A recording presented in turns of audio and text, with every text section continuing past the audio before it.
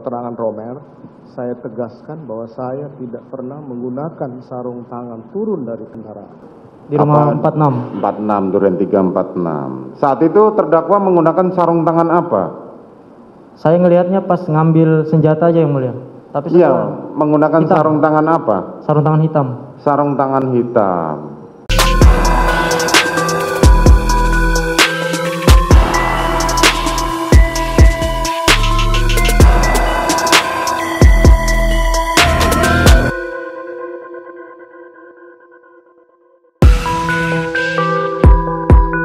Terdakwa kasus pembunuhan berencana Brigadir J atau Nofriansyah Yosua Huta Barat, Ferdi Sambo menyampaikan permohonan maaf kepada para ajudannya. Sambo menyampaikan ini dalam persidangan yang dihadiri oleh 3 ajudannya yakni Azan Romer, Daden Miftahul Haq, dan Prayogi Ikatara Wikaton.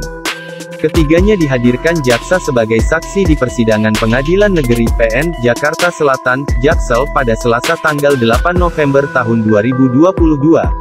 Saya bertemu dengan ajudan saya ingin menyampaikan permohonan maaf ke mereka karena saya sudah menganggap mereka seperti anak-anak saya, kata Sambo di ruang sidang. Ia menyayangkan para ajudannya jadi harus ikut menjalani proses hukum atas peristiwa yang dilakukannya.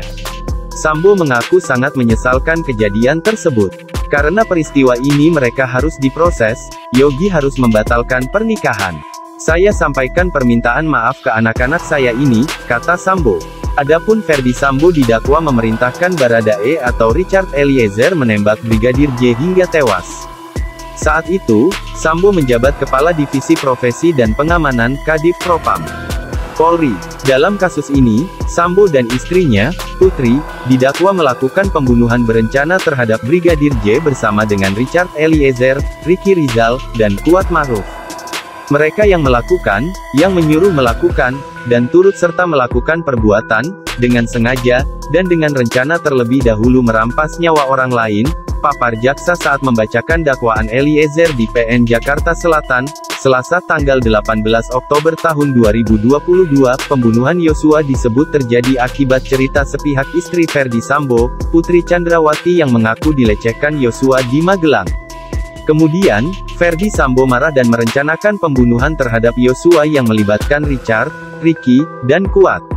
Akhirnya, Brigadir J tewas di rumah dinas Sambo di Kompleks Polri, Duren 3, Jakarta Selatan pada tanggal 8 Juli tahun 2022.